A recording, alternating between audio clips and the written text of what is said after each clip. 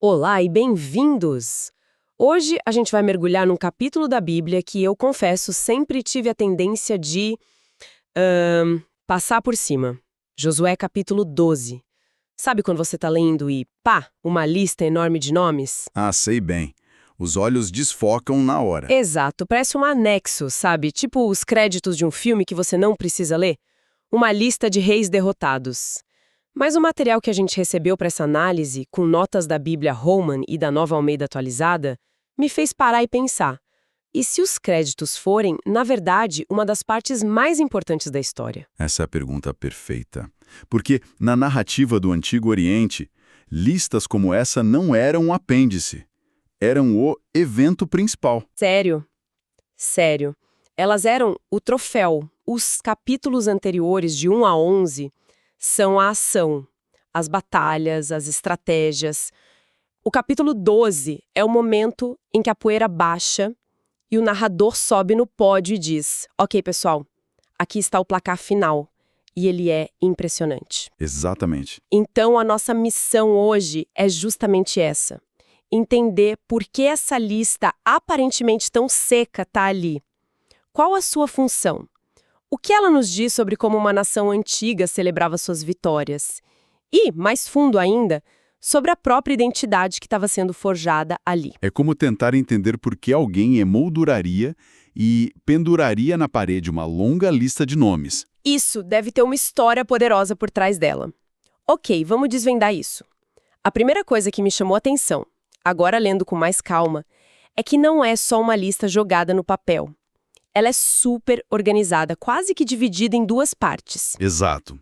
Em duas partes. Com uma linha bem clara no meio.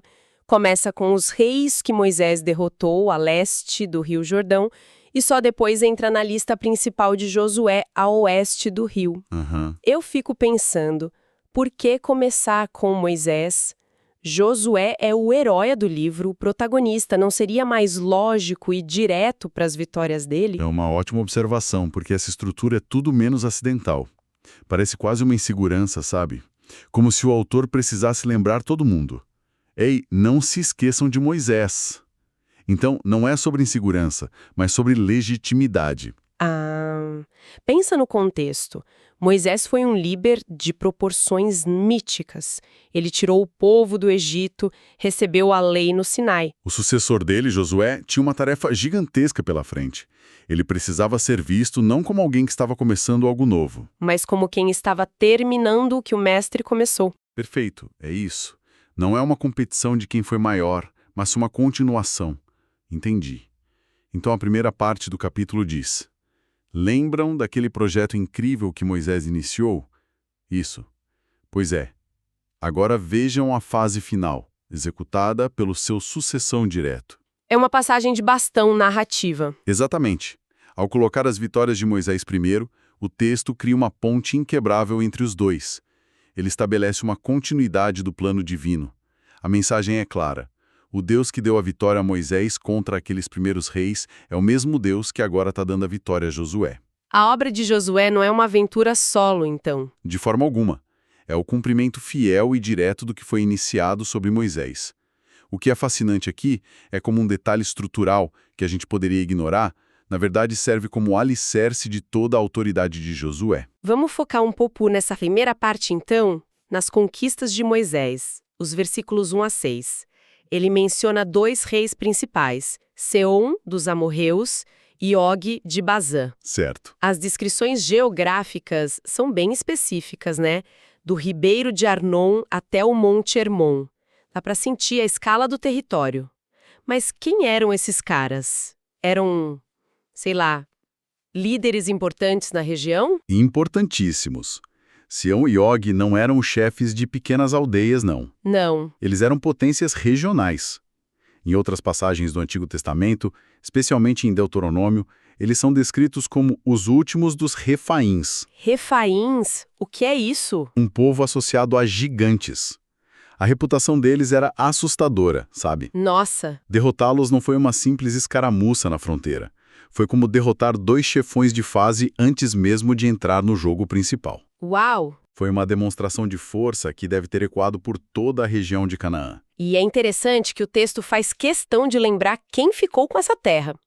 As tribos de Rúben, Gade e metade da tribo de Manassés. Sim. Foi a primeira distribuição de terras, uma espécie de aperitivo da conquista. A primeira prova palpável de que a promessa da terra era para valer. Sem dúvida. Essa conquista inicial a leste do Jordão, que tecnicamente não era o coração de Canaã, teve um efeito psicológico e estratégico imenso. Estratégico por quê? Porque deu a Israel uma base de operações segura. E o psicológico, que talvez seja o mais importante, funcionou como um sinal da fidelidade de Deus. Certo. Antes do grande desafio de atravessar o Jordão e enfrentar cidades fortificadas como Jericó, eles já tinham no bolso a vitória sobre reis lendários. Foi o impulso de fé e de moral que eles precisavam. Exatamente. Para a campanha que viria a seguir. Ok, então a primeira parte estabelece a herança de Moisés e a fidelidade de Deus. Mas a sensação que eu tenho é que isso foi só o aquecimento para o evento principal. Com certeza. Que é a segunda lista, a do próprio Josué. É aqui que o capítulo realmente mostra que veio, certo? Dos versículos 7 a 24. Com certeza. Se a primeira parte foi o prefácio, esta é a tese. É uma lista bem mais longa e detalhada. 31 reis derrotados por Josué a oeste do Jordão. Sabe, é engraçado, como eu disse, eu sempre pulei essa parte na leitura. Aham. É quase como ler os créditos de um filme. Você sabe que é importante para quem fez, mas sua mente já está pensando em outra coisa. Pois é. E o que a gente está descobrindo é que, neste caso, os créditos são o filme. A lista tem nomes que a gente reconhece de outras histórias. O rei de Jericó, o de Ai, o de Jerusalém, Hebron, Laquis. E no final, o número cravado. 31 reis. É um número que, tem um peso. Tem um peso enorme. E aqui as nossas fontes de estudo trazem um contexto que muda tudo. Que seria? A Bíblia Roma destaca que esse tipo de lista de vitórias não era exclusivo de Israel, era um gênero literário comum no Antigo Oriente Próximo. Peraí, então outros povos faziam a mesma coisa? Não foi uma invenção do autor de Josué? De forma alguma. Na verdade, eles estavam usando a linguagem do poder da época. Como assim? Os faraós egípcios, por exemplo, séculos antes, tinham o costume de esculpir listas de cidades e povos conquistados em Canaã, nas paredes dos seus templos e monumentos. Ah, tipo propaganda? Exatamente. Era uma forma de propaganda imperial, uma declaração pública de domínio e autoridade. Uau, isso é incrível. Então, ao compilar essa lista de 31 reis, o autor de Josué estava na prática dizendo: vejam, o nosso Deus, o Deus de Israel, faz o que antes só os grandes impérios como o Egito faziam. Perfeitamente. É uma declaração de soberania num formato que todo mundo na região entenderia. Eles estavam se apropriando de um símbolo de poder imperial e o ressignificando. Não era mais o faraó listando as suas conquistas para sua própria glória. Mas o povo de Israel listando as conquistas do seu Deus para a glória dele. Isso. E a nota da Bíblia NAA adiciona outra camada importante. Qual? A lista provavelmente não é um diário de guerra com a ordem cronológica exata das batalhas.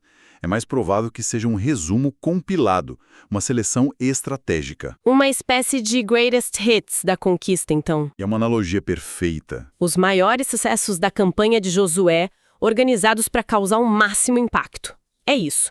O objetivo não era a precisão jornalística, mas o impacto teológico. O autor reuniu os nomes mais significativos para enfatizar uma verdade central. O sucesso da campanha foi avassalador e o cumprimento da promessa de Deus foi total. É um monumento literário à fidelidade divina. Exatamente. Ok, isso nos leva à pergunta central. Se essa lista não é só um registro burocrático, e se ela tem todo esse peso, por que se dar ao trabalho? Por que não escrever simplesmente: e Josué conquistou a terra, derrotando todos os seus inimigos? Por que detalhar nome por nome, 31 deles? O que essa lista realmente faz na história? Essa é a questão.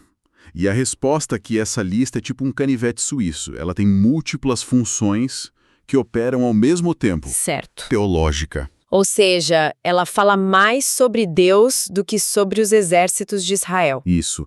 Cada nome na lista é um troféu, não para Josué, mas para Deus. Isso. Cada rei derrotado é uma promessa cumprida da aliança feita séculos antes com Abraão, Isaque e Jacó. É a prova, é a evidência documental, a prova cabal de que Deus honrou sua palavra.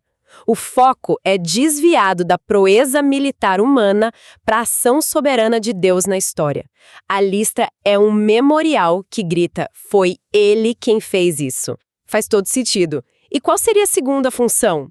Pelo que a gente conversou sobre a prática de outros reis, me parece que tem um aspecto meio legal, quase como um documento. Exatamente essa é a segunda função. É um documento histórico legal.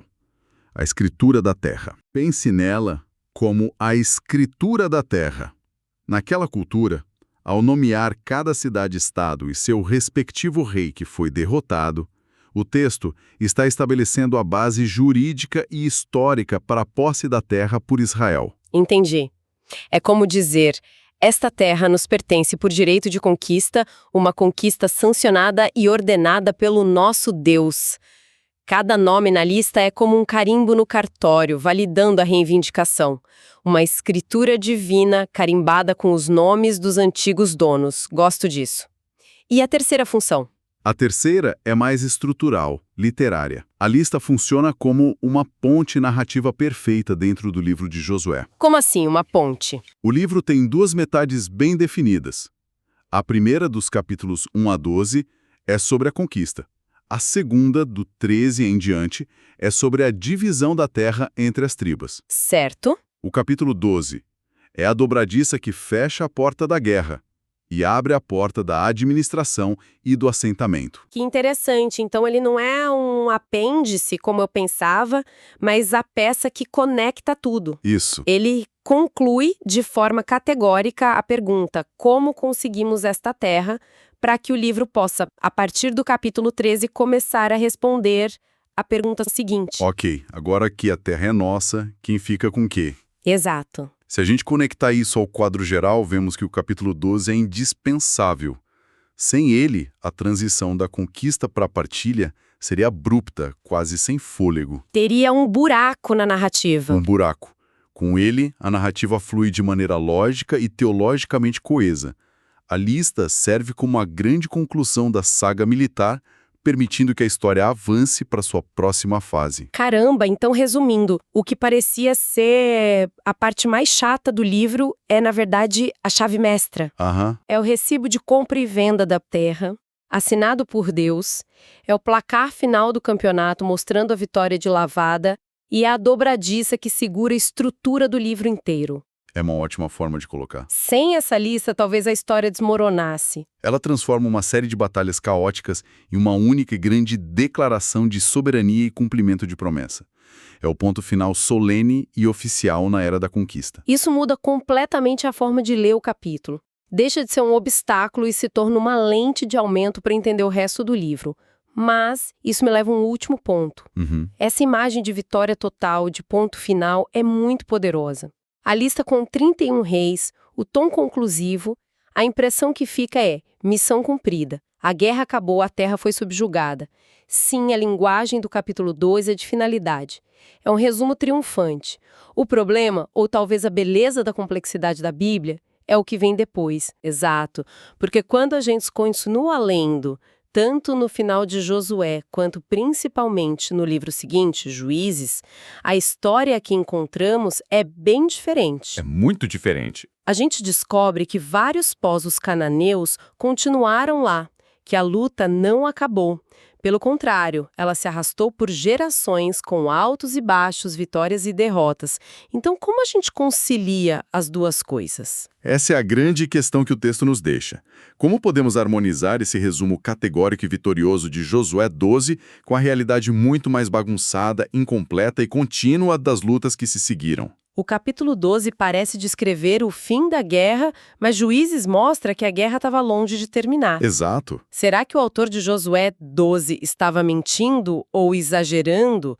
Ou talvez a nossa ideia de história seja diferente da deles? Acho que você tocou no ponto central. O que isso nos diz sobre a maneira como textos antigos narravam a história?